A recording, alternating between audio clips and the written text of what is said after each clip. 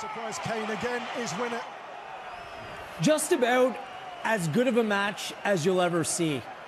Top of the table clash, the stakes incredibly high. Both teams put on an absolute show. It just so happens Bayern Munich, the best club in German football, wins yet again a 3-2 final in an absolute classic, the Klassiker. Gareth Wheeler, Jimmy Brennan, back with you inside our OneSoccer studio. Typically when you see top of the table clashes, many of them don't play out like that, Jimmy. They're rather cagey. It's teams not wanting to make a mistake rather than taking the initiative. This was just a heavyweight tilt with both clubs really throwing haymakers throughout. It's hard to separate these two sides. I guess when you just look at it, not having a midweek fixture and just the talent that Bayern Munich has just edges them ahead of Borussia Dortmund in this one and overall as well. No, you're right. When two big teams go at it, sometimes they're a little bit conservative. Nobody wants to make a mistake. In this match as well, I think every player didn't want to lose their individual battle on the park. So from the get-go, there was no respect. It was kind of going, we're the better team. Yeah. No, we're the better team. We're going to show it. And it was going end to end, end to end. It was entertaining football for me. And Bayern just coming away with the 3 points just shows they just got that little bit more class in what that Dortmund does. But overall, I thought it was a wonderful match, and it was a great, entertaining game. I know there's been critics of this new Champions League format. I personally love it because there's jeopardy at every turn.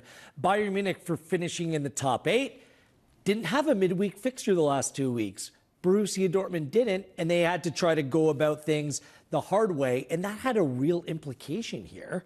In this game, or in the second half, you're digging deep, you're still buoyed by your fans, trying to get it over the line, but sometimes just having a little bit less gas in the tank comes back to bite you in the end. Once it went 2-2, you just knew that there'd be some kind of response for Bayern Munich, and unfortunately for Borussia Dortmund, that's where the legs are a little bit heavier in those moments, and it becomes a little bit more difficult. Yeah, look, I mean, for me, the tempo and intensity from both teams was remarkable for where they are in the season as well. It was just end-to-end.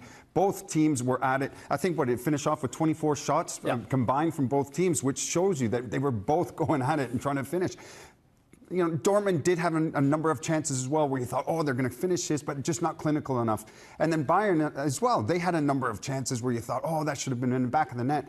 But I think when you look at Kimmich's goal, it's just pure class, isn't it? Look at that. 65 plus 65 goal differential. They've now scored 88 goals through 24 Bundesliga games. That's almost 3.7 per game. They're on pace for 123 goals. That's incredible. This season. And that's the thing. There was a soft underbelly just in terms of the goals that they give up. They gave up 2 to Eintracht Frankfurt last week again, but you always know that they're a threat going forward. They just come in waves. You talk about the possession on the ball, and sometimes it's a misleading stat because some teams prefer to not have the ball. Yes. But with Bayern Munich, if you give them too much, inevitably they're going to make you pay. Well, that's the thing with Bayern. I mean, look, we always said on set pieces that they tend to struggle a little bit, and the teams are going to get chances against them. Bayern, that was the first goal today.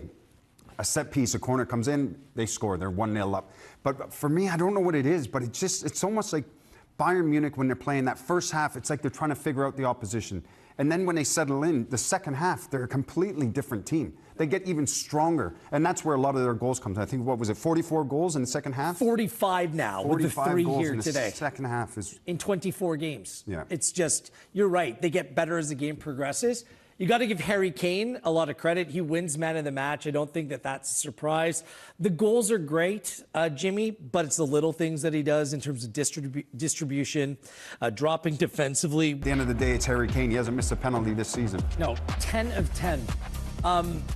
With the goalkeeper, that was a really interesting battle because we've seen Harry Kane smash it to his left so many times. The goalkeeper hesitated, went to his left, so it means he couldn't get a full push-off on the dive. If he gets a full push-off, he probably saves it. But Harry Kane hesitated and was waiting to see where the goalkeeper was going. It's a last it was second. Really interesting, the battle there. Yeah, exactly. Let's hear from Harry Kane after the 3-2 victory, and another 2 goals to his credit here in this one today. The man of the match is here with us, Harry Kane. Congratulations. This Klassiker's in the books, and you added a new thrilling chapter. And you personally, in the fourth consecutive game, you scored a brace. But how much sweeter does it taste to score against Borussia Dortmund? Yeah, for sure. Today is obviously a massive game for us. A big game in the title race, and yeah, to come from behind is a special feeling right now. You know, we said at half-time to stay calm, to play our football. We knew they might get a little bit tired after the game they had in midweek, and we used that to our advantage. You know, we pushed on. Disappointed to concede the second goal, but then, you know, a great finish from Yo, and yeah, a special away day. You mentioned the title race. You're ahead now, 11 points. What does that mean for the upcoming weeks? Yeah, it puts us in a great position. It's not over yet. We had an 11-point lead before, and you can see how quickly it can change. It went to 6 pretty quick. So we can't get carried away, but you have to enjoy nights like tonight. Playing against a really good team away from home, tough atmosphere, in a really big game. So to come through that, we can be really proud. And for us now, enjoy it, recover, and get ready for next week. Thank you so much, Harry. Thank you. Cheers. Harry Kane obviously is going to play down Bayern Munich's chances. We haven't won it yet. 11 points with 10 games to go. They played Hoffenheim. They played Dortmund. I mean, I know Leverkusen away will be tricky. They played Leipzig twice already, so they have a relatively soft schedule coming home. I just wonder, when you make statement signings, it can completely change the complexion of a team. And when Bayern Munich lost Robert Lewandowski, they needed the next one. And they went big after Harry Kane. And to pry him away from Spurs, and it looks like just about the best bit of business that you can make. If you took Harry Kane out of this team, I just don't think that they'd be the same attacking group. Based on the way that Harry Kane plays. Yeah, the finishing is great, but overall he makes every player around him better. And in this system, I just can't see a better fit. No, you're right. I mean, when he left Tottenham and everybody thought, okay, he's going to Bayern Munich, I think there was a lot of people saying, why is he going there? And I just think the people that put the team together and the players around them knew that they were going to get the best out of Harry Kane. Harry Kane needed the service. He needed people to provide him the ball. And then he's kind of grown into this role now where he drops deep, he's back defending, and he's almost got the license to do what he pleases on the pitch, knowing that he's going to be effective. He's going to make something happen within the game. And you're right, he does make players better around him. And for him to get into the box and score as many goals as he has, you've got to give credit to the players around him as well, because of the work that they're doing with Luis Diaz on the left, Olise on the right, players underneath him. It doesn't matter. All the players around them are making Harry Kane better, and they know they've got a world-class striker now. Get him the ball, he's going to finish. And the team is built around him, and the reason why he left to go to a club like Bayern Munich, winning. Yeah. Something that he just wasn't going to do at Spurs. And look at that club now, and look at Harry Kane on Bayern Munich and what they're able to do. Just really quickly on this, they play Atalanta next in the Champions League. Because now you're looking, okay, Bundesliga, Pokal, potentially a treble in the Champions League.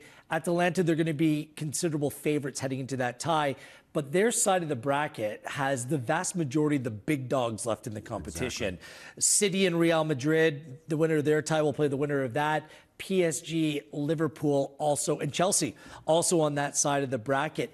Can Bayern Munich still, I asked you this in the pregame, they still have this tendency to give up cheap goals, especially on set pieces.